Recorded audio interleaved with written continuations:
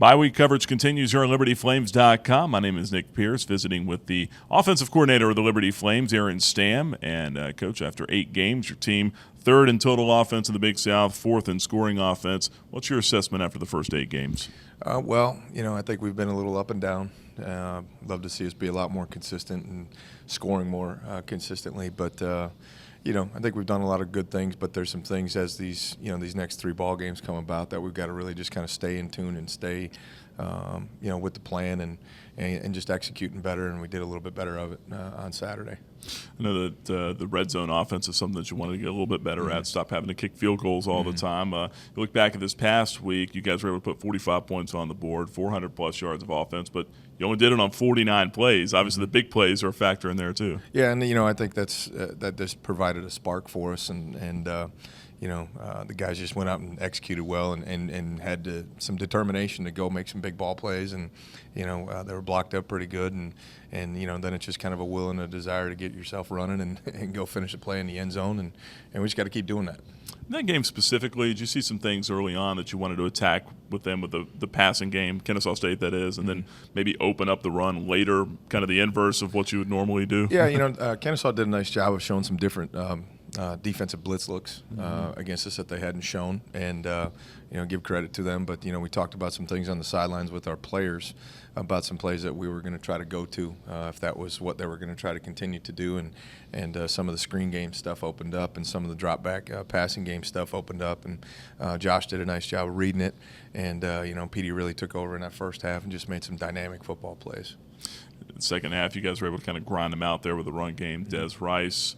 Then Todd Macon as well with a long run. You guys averaged, I think it was like 6 yards per carry with the run game. You pleased with those numbers? Absolutely, absolutely. Especially after the previous couple weeks, and it did kind of work out like that, where we made some explosive plays in the first half, throwing the ball, and we thought we could get the running game going off of that, and especially kind of how the game played out, and.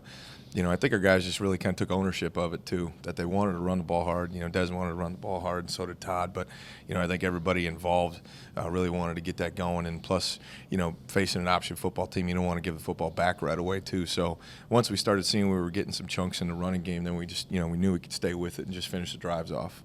How about Buddy Edwards? I'm going to let you brag on him for a couple minutes here. I mean, only 3 carries against Kennesaw State, but the man was moving the pile every time. Yeah. It was fun because he's a redshirt freshman, and this was the first game that he kind of had a set role that he was going to go in certain packages and situations. And, first, third, and 1, he gets 9 yards, and thought he was trying to run through everybody's chest on it too. But but that's the life of the fullback though too. We needed that. We really did need that on those short yardage situations, and he was excited for it, and something he's been looking forward to doing. But he's been working hard towards it to also earn that right too. So he did a good job for his role on Saturday. Overall, you guys haven't really turned it over much here in the first half of the season, or a little bit more than halfway now. You guys, I think, only 9 turnovers on the season. What do you think's led to that? Hopefully decision making, and then personal responsibility for the football, and also sometimes when you get into turnovers, whether it's fumbles or interceptions, you get mental assignment breaks, and for the most part, we've been playing pretty good mental assignment football, but it's also just the guys being conscious of when they have the ball, where they're at, and everything too, and it's something that we harp on the guys about, and they're hard on each other about it in practice too, and. A couple of years ago, we led the country in not giving up the football. Wasn't as good a year ago, and it's something that we've definitely been talking about since day one of training camp, that we need to be much better for our football team with taking care of the football. So we got to continue to do so, though. Offensive line a little bit better last week as well. No sacks allowed, and as we already said, ran the ball a lot better. You feel like that guys are starting to kind of click a little bit more up there now after a couple of weeks of having the getting used to the changes that have been up there? Yeah, you get the mesh of 5 guys, and then just the communication part of it, the understanding of, if you work in a combination block between a guard and a tackle, or a center and a guard, of, knowing and feeling when that guy's going to come off, and then where you need to go to also too, in the pass protection game, knowing where you guys can fit together and everything too, and also kind of knowing where your help is also too. So, those guys definitely played a really good game as a group. Last thing here I want to address, you got Presbyterian, Charleston Southern, Coastal coming up. Those are 2 of the top 3 scoring defenses in the conference. How much preparation here this week going into those last 3 games are you doing? We're getting on them. We have to. And, backs against the wall.